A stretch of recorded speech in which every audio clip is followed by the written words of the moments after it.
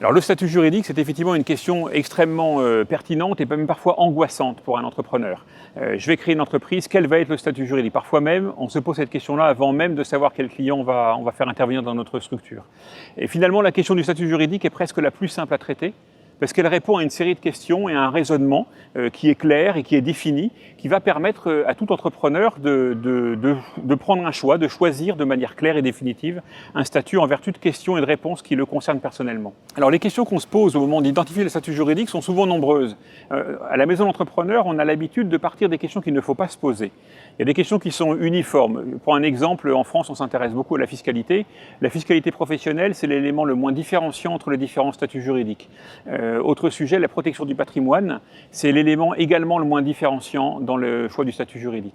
Aujourd'hui, on a la possibilité, si je veux créer une société, si je ne veux pas en créer une, d'être protégé de la même manière. Et les mêmes failles, à la limite de cette protection du patrimoine personnel, se retrouvent dans tous les statuts juridiques. Donc il y a quelques questions comme ça qui n'ont pas d'intérêt à se poser. La nature du métier que je vais exercer, la localisation géographique, la taille du projet, ne sont pas des questions qui sont pertinentes à se poser dès l'instant où on va choisir son statut juridique.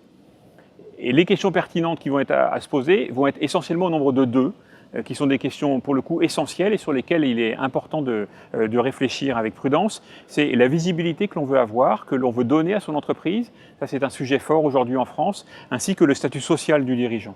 Ce sont les deux points clés que l'on va pouvoir adopter. Toute personne qui veut être visible, qui veut travailler avec des grands groupes, avec des grosses PME, avec l'État, va préférer de manière à peu près systématique et quasi inévitable de choisir un statut de SAS, Société par action simplifiée, ou de SASU s'il est tout seul, s'il est seul actionnaire. À l'inverse, quelqu'un qui aura moins cette préoccupation de visibilité pourra prendre un choix plutôt de SARL, Société à responsabilité limitée, que l'on connaît depuis quasiment 2 siècles. L'autre question à se poser, au-delà de la visibilité, ça va être la question du statut social. Aujourd'hui, on est dans un schéma où la protection sociale subit des contre-coups, des à-coups, et on se rend compte que dès l'instant où on a le choix, ce qui est le cas de l'entrepreneur, un entrepreneur a le choix de définir son statut social, sa protection sociale, celle de ses enfants, de son conjoint et celle de la retraite. Dès l'instant où il a le choix, on s'aperçoit que, question de visibilité mise à part, plus il va démarrer son activité professionnelle tôt avant de pouvoir partir en retraite, plus il a intérêt à choisir un statut de SARL pour des questions d'optimisation sociale. En revanche, plus il est proche de la retraite, plus il aura intérêt à choisir un statut de SAS et de rester dans le régime dit assimilé salarié. Alors finalement, comment choisir? On va se dérouler quelques questions et on a voulu à la fois montrer cet élément presque mathématique du choix du statut juridique dans le cadre de la Maison de l'Entrepreneur, parce qu'on a mis sur le site de la Maison de l'Entrepreneur une application qui s'appelle AppStatut, qui permet en 5 questions, avec un algorithme qu'on a défini et qu'on a fait développer par des informaticiens, qui permet en 5 questions d'identifier son statut juridique à coup sûr. Et donc les deux sujets qui reviennent principalement, c'est le statut social, quel va être mon âge finalement et de quelle manière vais-je vouloir être protégé, va intervenir aussi la visibilité que je vais avoir et lié à ça une levée de fonds.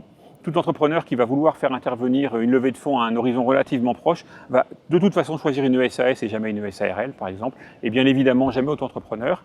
Interviennent également des sujets comme le Pôle emploi, la durée d'indemnisation de Pôle emploi si elle me concerne.